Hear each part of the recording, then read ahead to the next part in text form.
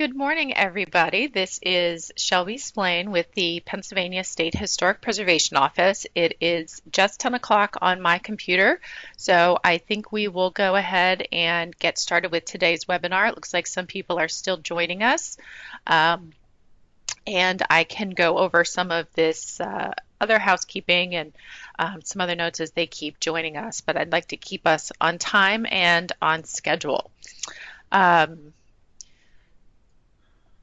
Looks like, all right, so welcome DCED HUD grantees to today's training. As I mentioned, my name is Shelby Splain. I am the State Historic Preservation Office's Education and Outreach Coordinator, and I want to thank you for joining us today for this webinar. Pamela Riley with our office is going to be delivering this webinar, but I'm going to take care of just a few housekeeping notes before I turn this over to Pamela. Very quickly, if we could have another quick sound and video check with a couple of people sending me notes in the chat box to let me know that you can hear me okay and that you can see the slides on my screen. Right now you should be looking at a slide that says Welcome DCED HUD Grantees with 3 very nice brick buildings on the front. Okay, perfect. I'm getting a couple of positives here. So we will continue on. You may notice that up in the upper right corner of your screen there is a little white dot with a red circle. That means that we are recording this webinar. So don't worry if all of this today seems a little bit daunting. We are going to be sharing a link to this webinar on our YouTube channel that you can view again and look back to as a resource for whenever you need to. If you are calling in or having trouble with your internet connection, I see that there are a couple of people who are telling me that they cannot hear things well or cannot see the slides. You have a couple of options. You can drop out of the meeting and rejoin. Sometimes Skype for Business can be a little bit glitchy, and we're sorry for that. But sometimes dropping out and coming back in does solve the problem.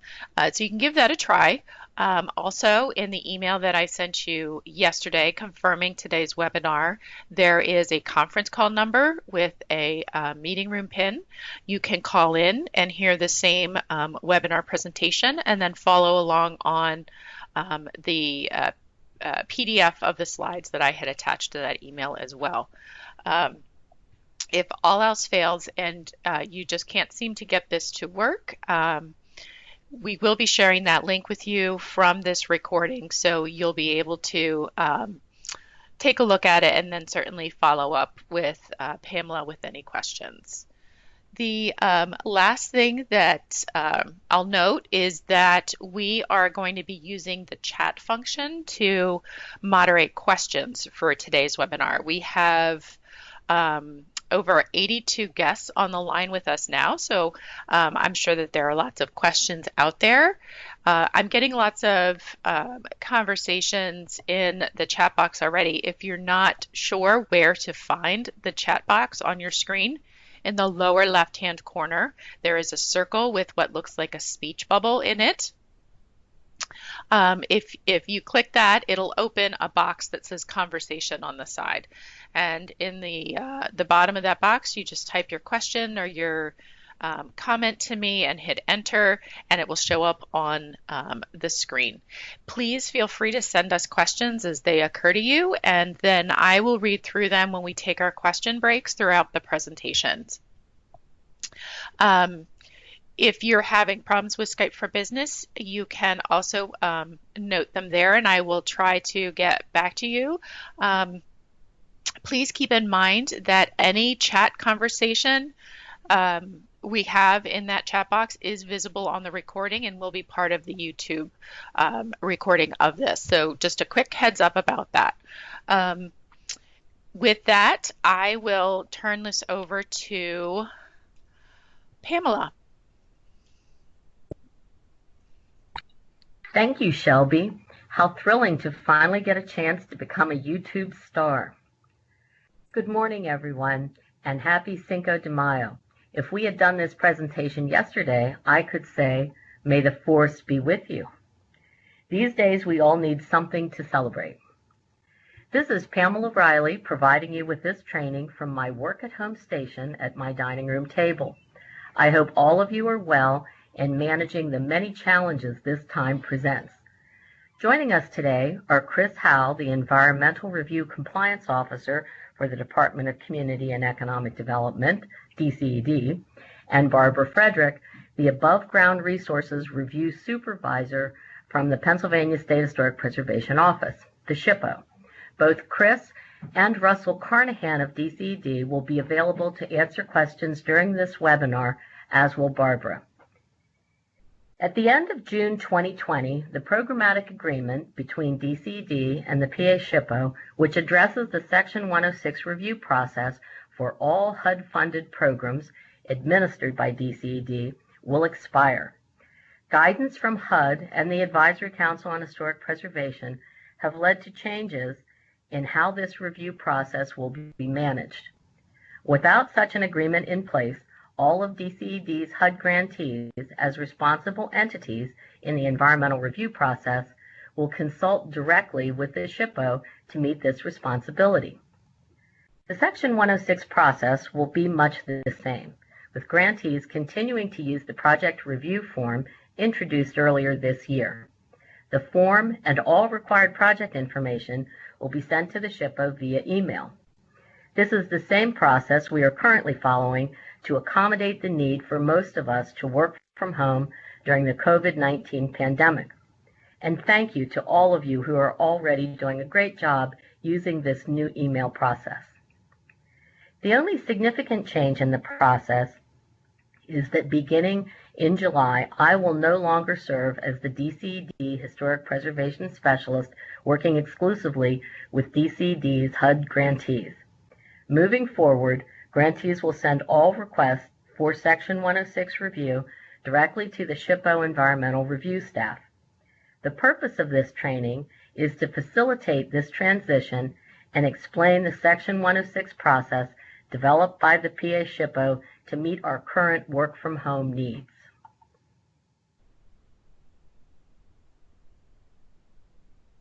Here's an outline of the topics we will address in today's webinar.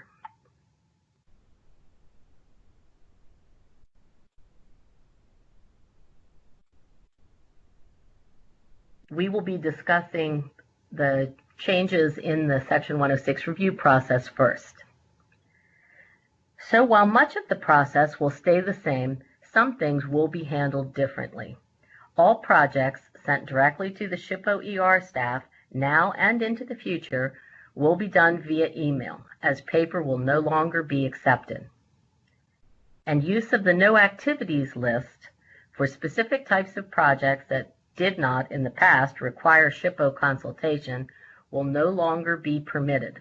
From now on, any project that is receiving HUD funds and affects a building or requires ground disturbance and is thus a federal undertaking is subject to 106 and must be sent to the SHPO for review. Some of you are already submitting all projects for review, but for those of you currently using the no effect activities list, you will no longer be able to do so. So the good news is, this means you are no longer required to keep track of projects not sent to me for review and send lists of those projects every January. So that means one less annual report due at that time. Surely that's something to celebrate.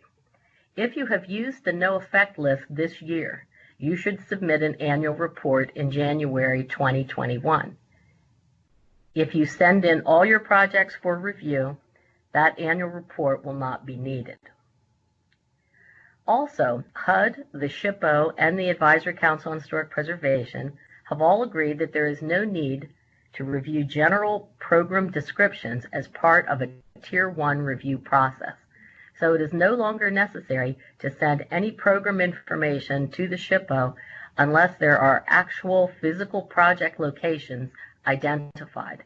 So there's another step removed from the Section 106 review process.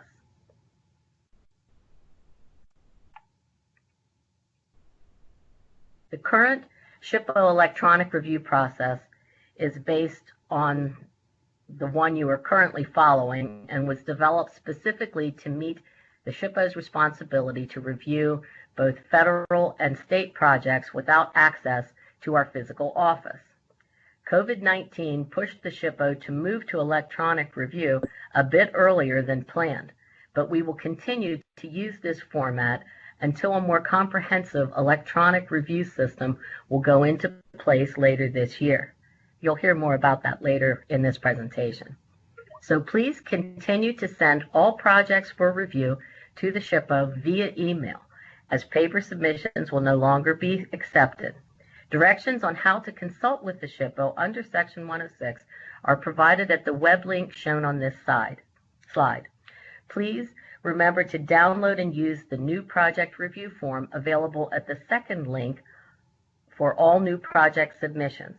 This newest version of the form has been updated to allow for electronic signature by SHPO staff, which will help facilitate the review of your project and get a response back to you faster. I just going to jump in here real quick, Pamela, and say to all of our listeners in the audience, I know those are pretty big, long links, and I don't want you to be distracted from what Pamela's saying by worrying about copying those down. So we'll make sure that they are included again in the follow-up email that we'll send after this webinar. So no worries about trying to capture all of that right now. Thank you, Shelby. All new emailed project submissions to the SHPO should include 2 PDFs.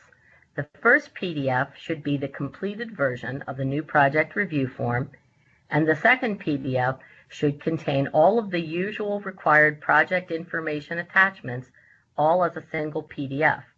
The project description, a map with the project location clearly marked, and photos of structures and the project area. Please remember to use the new email address to submit Section 106 review requests.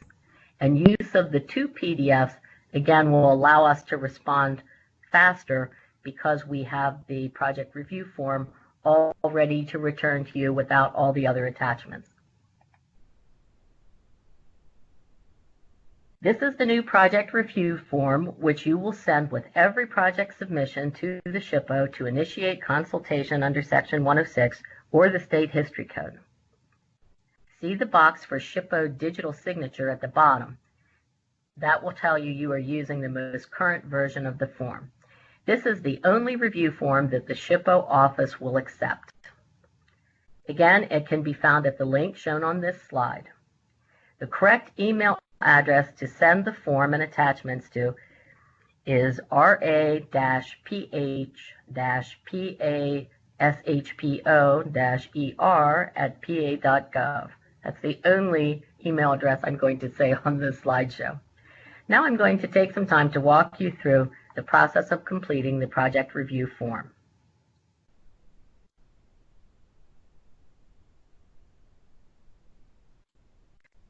The first part of the project review form, Section A, requests basic and required project information. It is important to fill this out completely, including the project name and project address.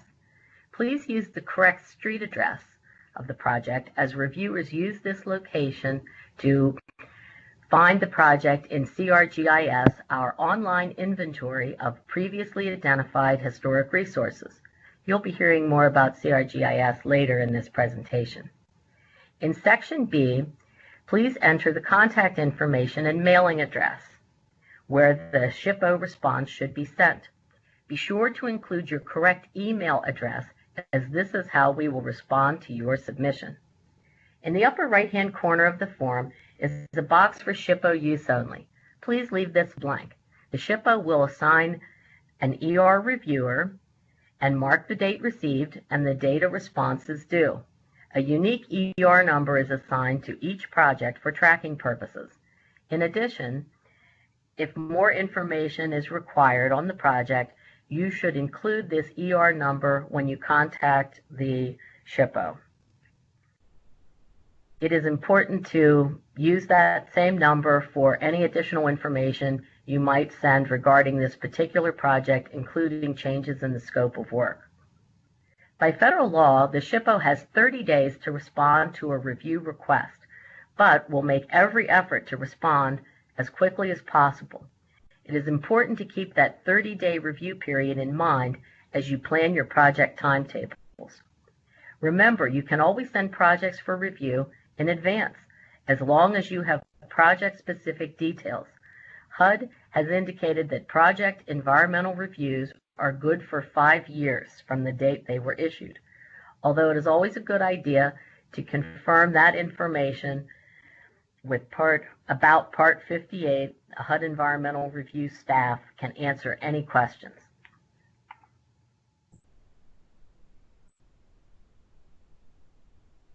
Part C of the form is the project description. First, please indicate public or private ownership of the property where the project will occur. Next, indicate if the agency providing funds or permits is federal or state. If HUD funds will be used, mark federal under agency type. In the agency program or permit name box, type HUD/DCED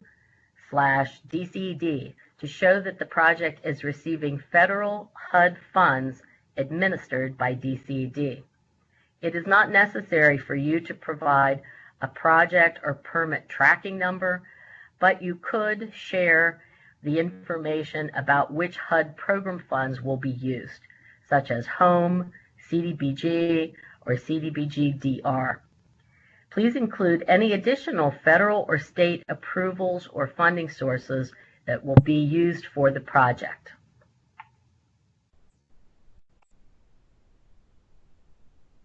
In the proposed work section, you will be describing the nature of the project and how it will affect existing buildings and how much ground disturbance is planned. First, check the boxes to show which types of project activities are proposed: construction, demolition, rehabilitation, or disposition. Next, indicate the acreage of the project area. This is especially important information for the review of new construction projects. Also indicate the total acres of earth disturbance for construction projects. Leave this blank if no earth disturbance is planned. Next, tell us if there are buildings or structures in the project area and what their approximate age is. If the project site includes multiple buildings, please provide a site plan as an attachment showing the location of all buildings or structures in the project area. If you know that there are identified historic properties present in the project area that have been listed in or evaluated for the National Register, please indicate that in the check boxes and provide the name of the historic property or historic district. This information is available on CRGIS, which we will demonstrate in a few moments. Please provide all the required attachments and check each box to acknowledge which attachments you are sending. All projects must have a map, a project description, and photographs. Please provide plans of the site and existing conditions if possible and if necessary. To the left of the attachments, note the email address where the project review form PDF and the project details PDF should be sent. That's an overview of the project review form. We'll stop now for questions before moving on to discuss the attachments. Well, I think this is a first, Pamela, that I don't have any questions that have come up in my conversation box so far with the slides that you've presented about the project review form. Jenna has a good question here. Pamela, can you define disposition for us?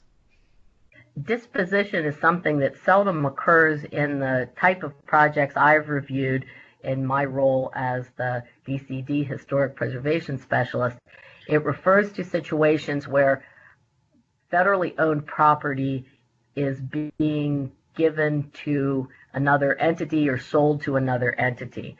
I shouldn't say just federally owned property. It can also be any sort of publicly owned property. So if you have buildings that are in your ownership or control, and you plan to change the ownership by selling or giving the property to another, then it would be necessary for you to report on that project. So, thank you for that question. I don't see any coming up. So I will say that I know that we're throwing a lot of information and web links at you. So just a reminder that you'll be getting those separately, and you can also watch a recording of this on YouTube later this week or next week. So we'll also be taking another question break in a few minutes. So why don't we continue, Pamela? That sounds good.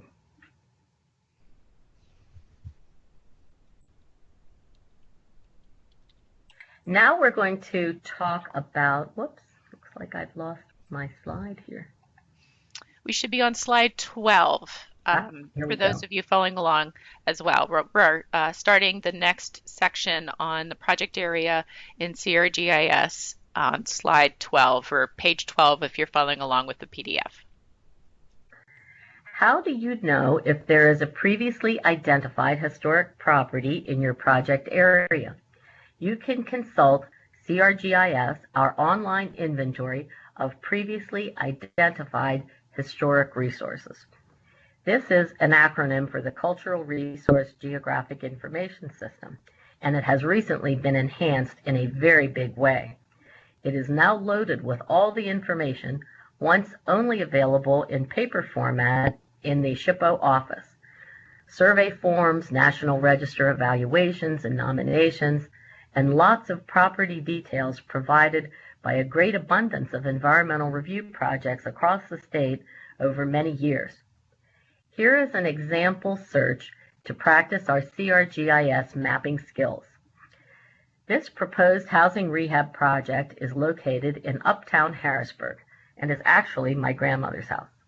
We can tell from these photos, thank you Google Street View and Bing Bird's Eye View, that this is an older house in a neighborhood full of similar homes. Is it historic, or maybe in a historic district? CRGIS can help us find out. Checking CRGIS gives you a heads up on historic properties in your project area and allows you to share this information on the project review form. To log into CRGIS, you need to go to the web address on this screen. Log in as a free public user. Then you will come to the screen on the left where you can search for your project location by using either the property address or place name. Spelling matters here. When you hit the Generate Map button, your project location will be shown with a yellow dot, and the map, as seen on the right side of the slide, will pop up into your screen. Any nearby historic properties will show up on this map. On the left, you can see the CRGIS search page where I entered the address, 3006 North 3rd Street, Harrisburg, and the map it produced on the right. As you can see, this house, as shown by the yellow dot, is just outside any identified historic districts or historic property boundaries. It is very close to Italian Lake, the large gold boundary just to the left of it, which is visible on the maps in the previous slide. So CRGIS shows us that no historic property or district has been identified at this location. Remember the CRGIS color code. Yellow is your project location. Gold means unevaluated survey information, indicating that it may be a historic property or not. Here, Italian Lake is just such a possible historic property. Green means NR eligible, National Register eligible. Blue means NR listed, and red means not NR eligible and is a get out of jail free card for project proposers like yourselves. Although it is not required, you can save or print a screenshot of this map to include with your project submission. Pamela, I'm going to jump in here to add for everyone, if you're looking at this and thinking, Gosh, I have no idea how to use CRGIS. I haven't done this before. One of the things we'll send in a follow-up email are links to our different tutorials that we have, and we have a lot of information on our website about how to navigate through CRGIS. So again, no need to remember everything that Pamela is saying today, but you can certainly find more information to help you with the system.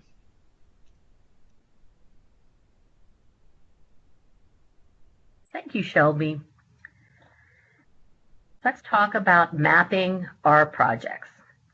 A project location map is always required, and it can be accomplished in a variety of ways depending upon the nature of the project and the project size and location.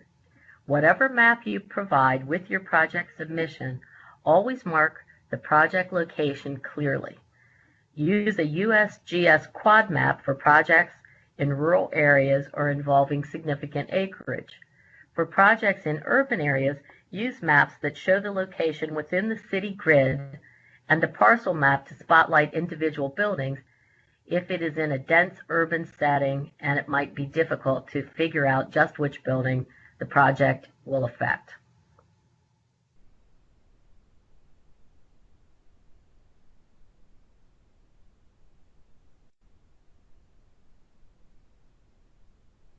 In addition to address, place name is the main tool the SHPO staff uses to locate projects in CRGIS. That's why it's important when mapping a project in a rural area to include a topographic map showing the project area and a larger surrounding area that also includes a place name. In this example, the project is located just west of the village of Oriental. Including a larger map with that place name visible makes it easy to find the project location in CRGIS. If this project were submitted using a type view of the project area on the same map, it would be difficult for ER reviewers to locate, since it is set in a peaceful stretch of mountains and valleys without many searchable place names. Include a place name that is more distinctive as possible, like the village of Oriental. I have always wondered how a village in Juniata County got that name. When using CRGIS to create a topo map, you will need to click the box on the right in CRGIS to change the map view. The map shown in this screen is the topographic DRG.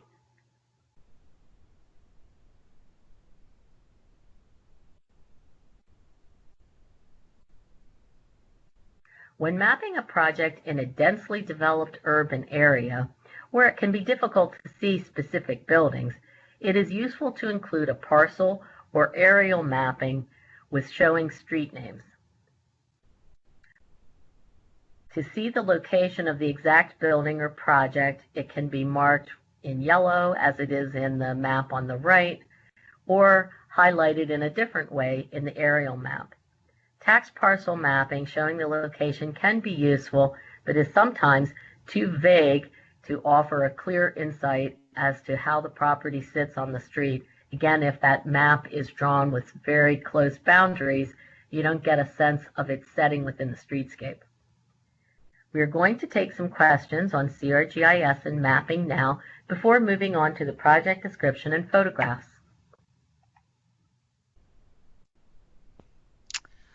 Okay, we are looking pretty good on time here. We're about halfway through the webinar, about halfway through the slides. We haven't had many questions come in through the chat. The only one that we did have come in that I will read for our guests who are calling in on the conference line is Terry Stacy had asked, to be clear, is the no effect list out of effect now or as of July 1st? Barbara Frederick with the SHPO responded that the no effect list will no longer be applicable after June 30th, 2020. Pamela, do you want to add anything to that response? I would just say that since the programmatic agreement is legal and in effect until June 30th, and it allows for the use of the no effect list, you are permitted to continue to use it until that time. If you do so, you will need to submit an annual report in 2021 to DCED that would then be shared with the SHPO. If you elect instead to send all the projects to the SHPO for review and are not making use of the no effect list, then that annual report would not be needed. Okay, great. We had another question come in. Somebody wanted just a quick recap of the CRGIS color coding. So I will go through that for our calling guests. The CRGIS color code, which also you'll find this information in some of the tutorials and help things that we have online. The yellow dot will be your project location. Gold in CRGIS means that there is unevaluated survey information. Green means that the location has been determined to be eligible for listing in the National Register. Blue means that that location has already been listed in the National Register. And red means that our office has determined that it is not eligible for the National Register. I don't see any other questions come in, which is great. We'll be taking another question break, so if something comes up and you have a quick question from something we've covered before, please feel free to type it in the chat box and we will get to it at our next question break. So we'll move on to the next part of the webinar, talking about some of those attachments to the projects. For everyone who's following along with the PDF, this should be page 18. We're on slide 18. The top title will say Project Attachments, Project Description / Scope of Work. And with that, back to you, Pamela. Thank you. All submissions require a project description and scope of work. Concisely describe the proposed project, including existing conditions and the proposed work. When describing existing conditions in the project area, note if there are any buildings or structures present and provide their approximate ages if known, and also their past use. Some buildings have a real history and have been everything from a school to a senior center to a warehouse. Others are obviously houses and have always served just as that. Please note any known historic properties or districts as shown on CRGIS, as we just demonstrated. For projects on vacant land, like wooded lots, farm fields, or vacant lots, provide details on any past land use if known.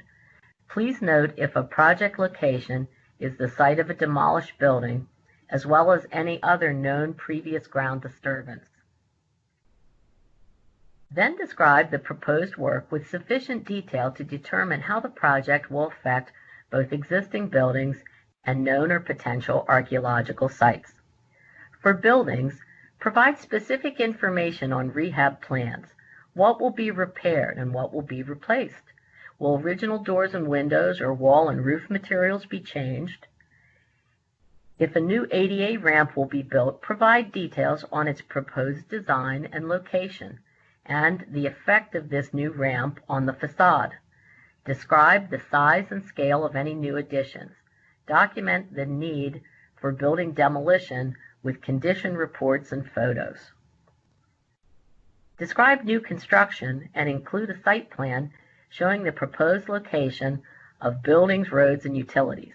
How close will this project be to known historic buildings? Is the new construction in a historic district? Finally, detail the extent of all proposed ground disturbance.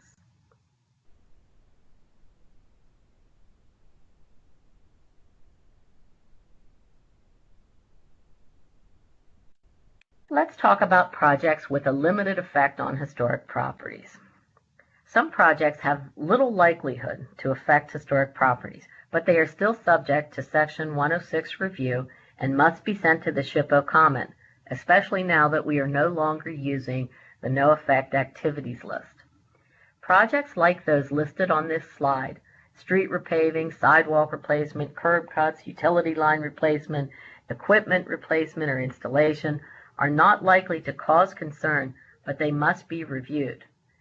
They may be submitted for review as part of the larger project area. Each street or curb cut does not require its own review. Just provide mapping to show the entire project area. Accurate project location maps and good descriptions showing the limited nature of the project are important. Conversely, if one element in a group of planned public improvements could require more effort to resolve, you may want to submit it by itself, not lumped in with other similar but far more mundane project descriptions.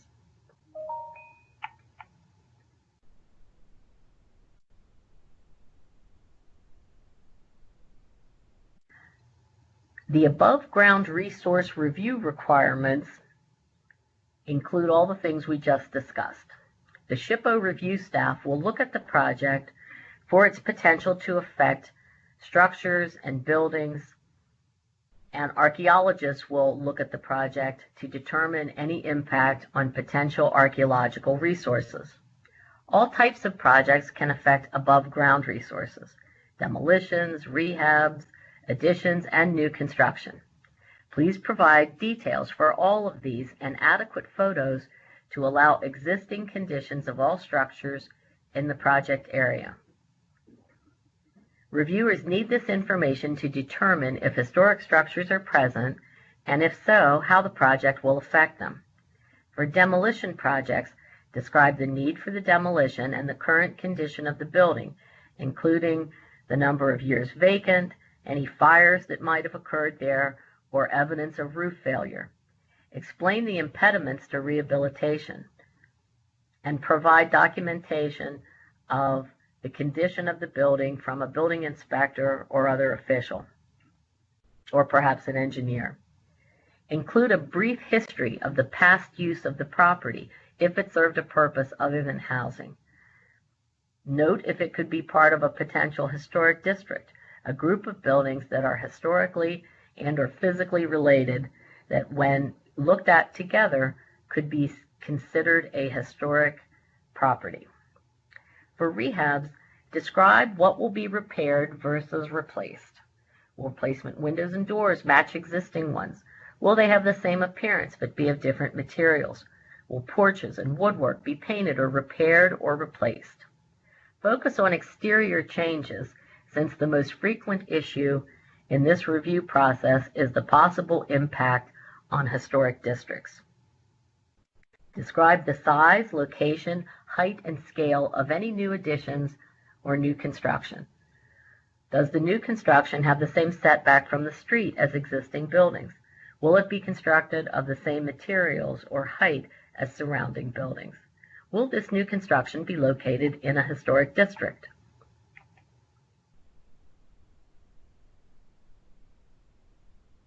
All projects involving ground disturbance, especially new ground disturbance in previously undisturbed soil, have the potential to affect archaeological resources and will be reviewed by a SHPO archaeologist. Adequate project details, such as the amount, depth, and extent of excavation and known changes in the soil, like the presence of fill, will help expedite the review process. While projects in previously disturbed soil, in a road right-of-way, or on a lot where a building once stood, are unlikely to cause concern, it is important to document the exact location of ground disturbance on a map and past land use in the project area.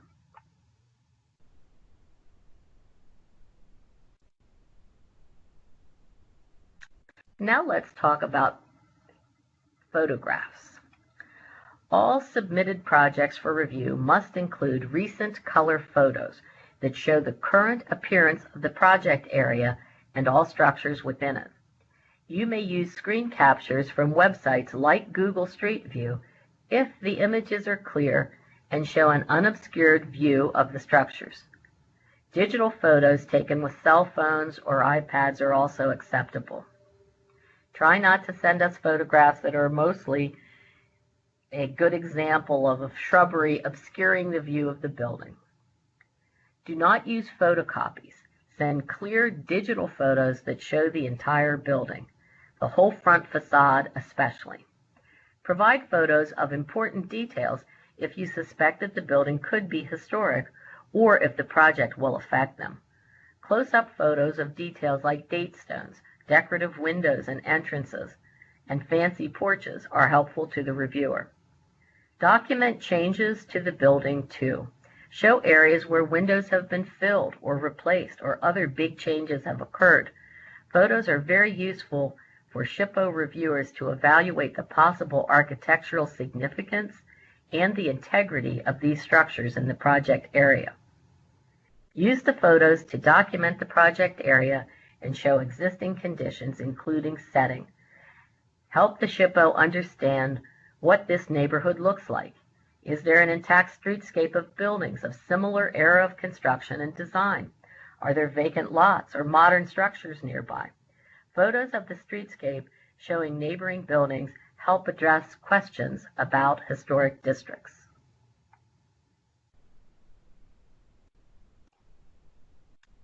That old expression about a picture being worth 1,000 words is sometimes true in Section 106 review. Clear color photos can quickly convey a lot of information about the project site that would require much written description to explain.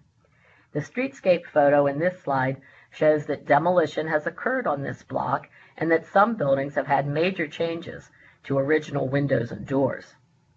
And in this age of cell phone cameras and Google Street View, it is often easier than ever to show existing conditions at a project site.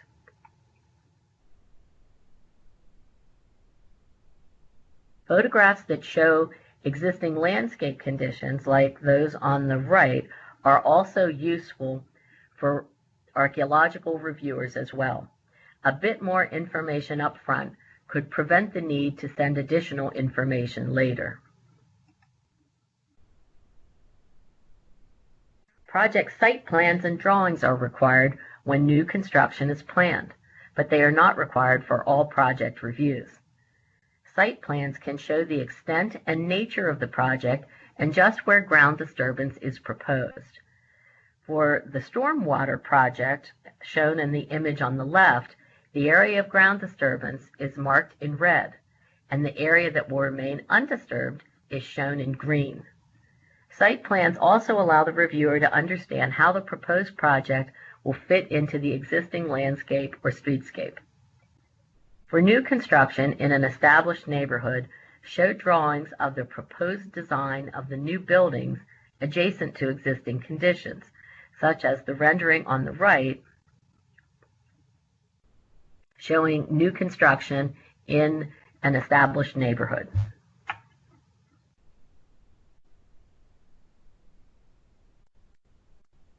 For projects involving multiple structures, include a site plan like the one shown in this slide, with all buildings numbered and keyed to the site plan map. Provide photographs of each building with the photograph numbers also keyed to the site plan. At this point, we'll take some questions before moving on to SHPO responses and requests for more information. All right, great. Thank you, Pamela. We did have a good question come in at the beginning of this section. Kelly asked, what is APE? The APE is yet another acronym in our business where we just love acronyms, and it stands for the Area of Potential Effect.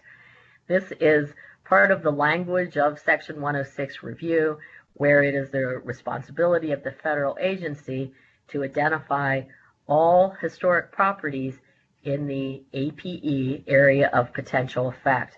If you were proposing a large-scale project, say like the construction of a new airport, not using our HUD funds, but some other federal funding source, the area of potential effect would be much larger. For our projects that deal with specific buildings or perhaps a building in a historic district, the APE is either the dimensions of the project lot itself, or if in a historic district, what would be the impact of your rehab project on the historic district as the historic property. All right, thank you, Pamela. We have another question come in from Faith. She says, With housing rehabilitation, some items may be originally proposed to be repaired, then may require replacement during construction due to inability to be repaired. It may be best to just propose replacement, so we do not need to come back and do an alteration of the review should this happen. I would say that's probably would be a good practice. If the property is not historic, then the reviewer will not care whether you replace or rehabilitate the existing materials of the building. If it is a concern and you indicate that you want to replace historic windows or a historic door or a historic porch on a property that is National Register eligible or in a National Register historic district, then we would indicate our concerns at that time. Can I add to that, Pam? It's Barbara. Sure. I would say that if you have a project and you think you're going to do a repair and that it may become a replacement, the standards that we use for determining the properties indicate repair should be undertaken before replacement. So unless you know for a fact that it's not a historic property, that it's a resource that has been determined not eligible, we would ask that you would send it in as a repair, and we could figure out if it is a historic property. And then if you encounter issues during construction, you mentioned you might figure out it couldn't be repaired, maybe it's due to condition, then you could let us know and we could update the project plans, and you could let us know and we could provide our comments. But generally, if you don't know if it's a historic property, the focus should be on repair rather than replacement. If we figure out that it is not a historic property, it's not eligible for the National Register, then replacement is okay. But until you know that, you should focus on repair. And that would be, what our office is going to be looking for. Thank you, Barbara. We had one more question come in during this question break from let's see, should photos still include 3/4 front and back of unit being rehabilitated? I would say it is always helpful to have a front facade and a rear facade photo. Sometimes side facades can be difficult if you are working on a building where the side facades are barely visible because they are so closely located, in the neighborhood next to adjacent properties. I think when you say, I think you said the 3/4 means, I don't know, not 3/4 view. So a front facade photo and a rear facade photo are very helpful. And I've in the past requested that you send a photograph that shows not just the entire front facade, but also what the streetscape looks like.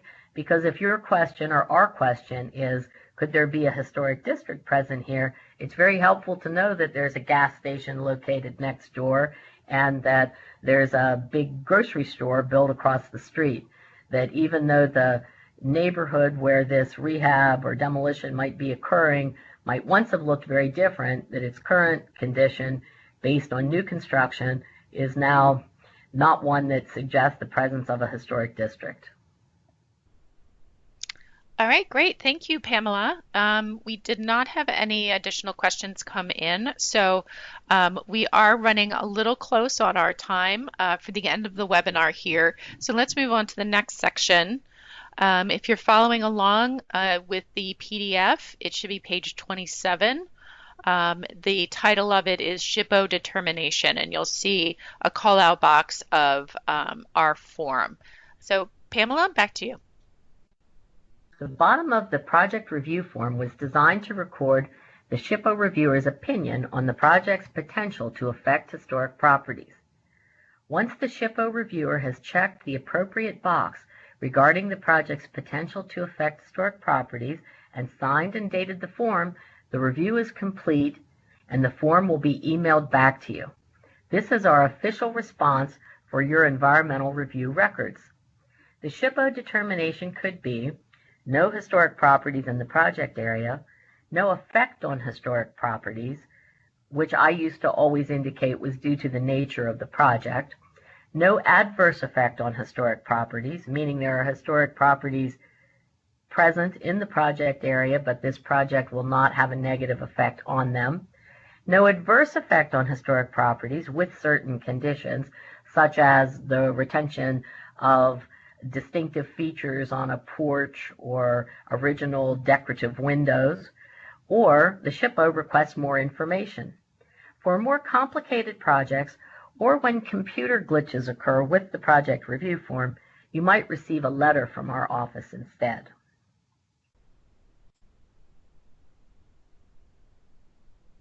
If you are asked to send additional information, gather the materials indicated on the Request for Additional Information form and email them to the appropriate SHPO reviewer who will be identified in the email request. Be sure to include the ER number in your emailed response to the SHPO reviewer so they can quickly link up to the project that they have seen on your behalf. If you do not understand what you are being asked to provide, call or email the project reviewer and ask for assistance.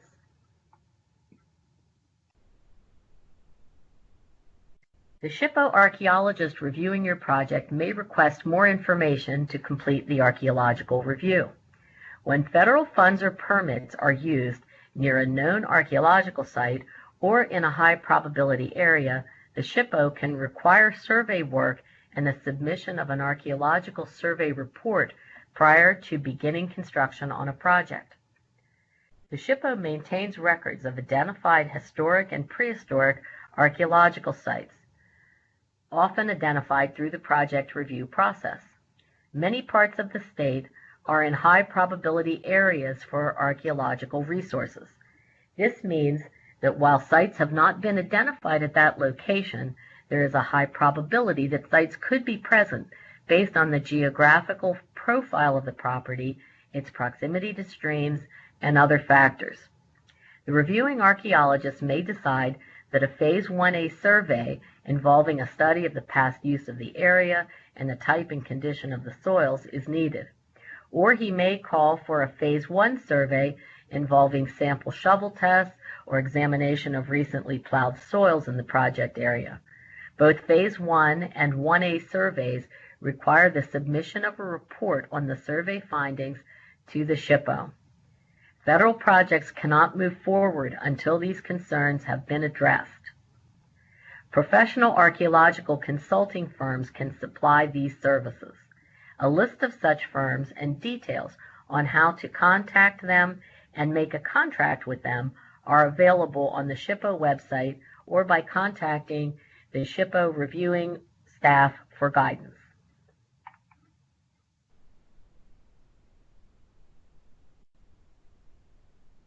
For projects with new ground disturbance, HUD offers guidance to responsible entities about when and how to consult with Native American tribes.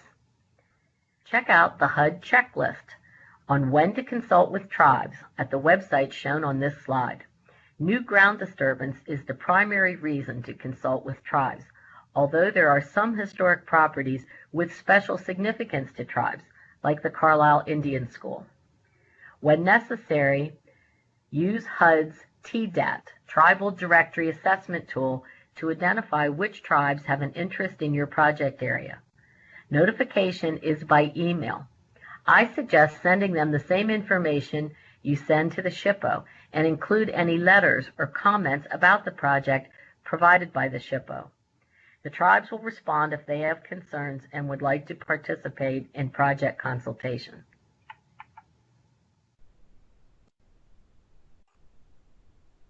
There are certain property types routinely encountered in HUD-funded projects that require additional information to complete the Section 106 process. These types of properties have greater potential for National Register eligibility and must be formally evaluated by the SHPO staff. A historic resource survey form is used to provide this information for National Register eligibility assessment. Generally, these property types include public buildings, like the ones listed on this slide, but any property which played a significant role in the community, factories, warehouses, hospitals, train stations, and even cemeteries and statues or monuments all deserve a closer look and greater effort to research past use, changes over time, and ability to convey historic or architectural significance. Even a fountain like the one shown on this slide could be National Register eligible or contribute to a historic district.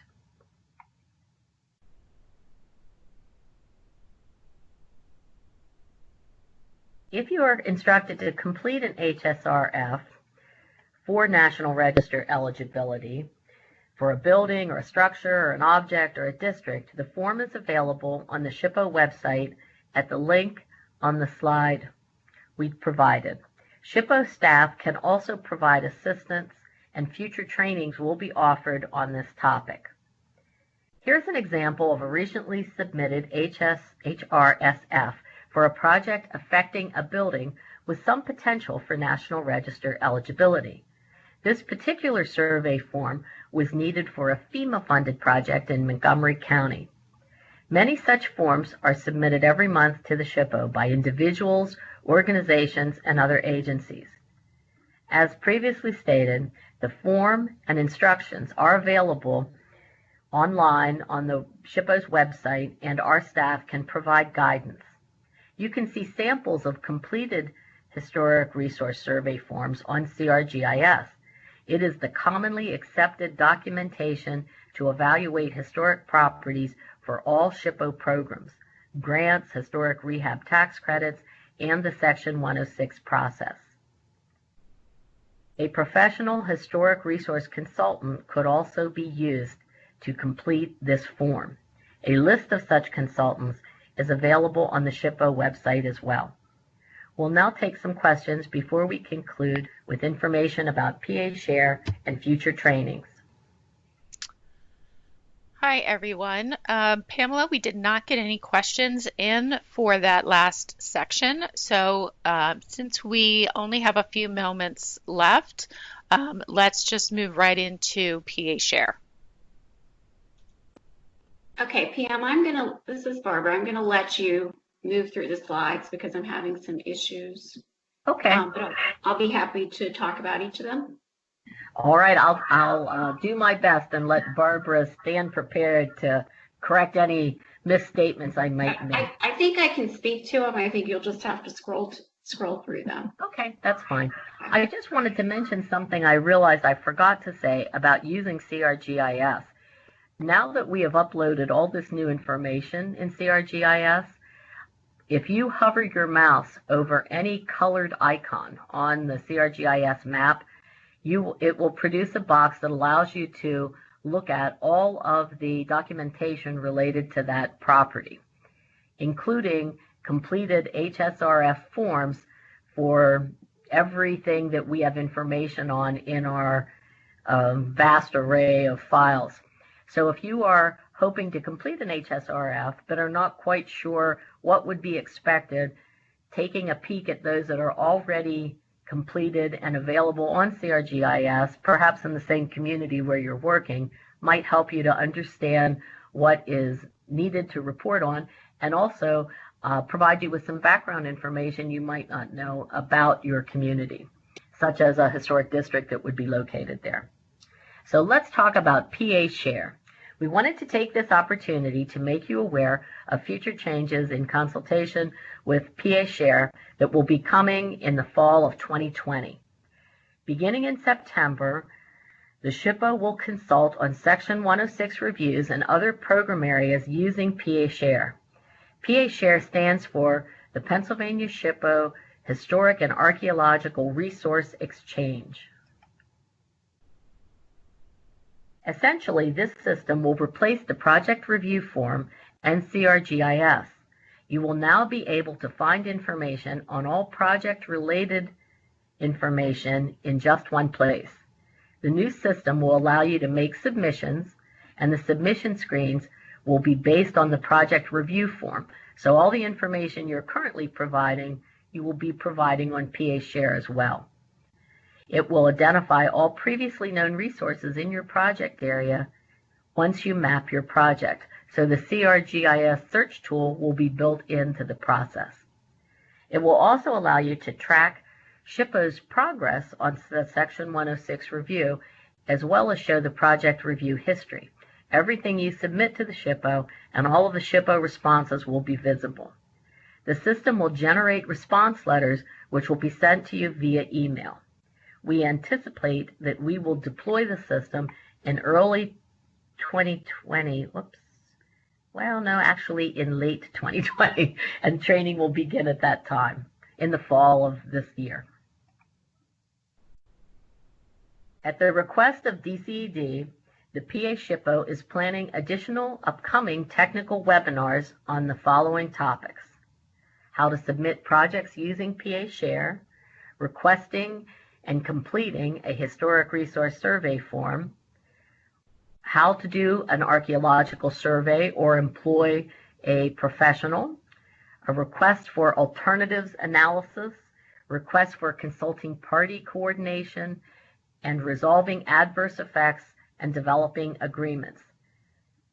The intention is to provide you with all the tools you need to make and respond to issues and submissions under Section 106. If you have suggestions for other training topics, please let us know, and we would be happy to provide that training as well. I'd like to thank you so much for joining us today. If you have questions about the Section 106 review process currently in place for DCED projects, or what will happen once the agreement ends and we move into a slightly new version of this process, please feel free to contact me or to contact Barbara Frederick. Please stay well, and thank you for giving us your time today. Okay, everybody, thank you again for joining us today for this webinar. I will be sending a follow-up email, as I mentioned several times during this webinar, where you can follow up with Pamela if you have any specific questions. And with that, I think we will sign off. Everyone have a fabulous day. Thanks so much, Shelby.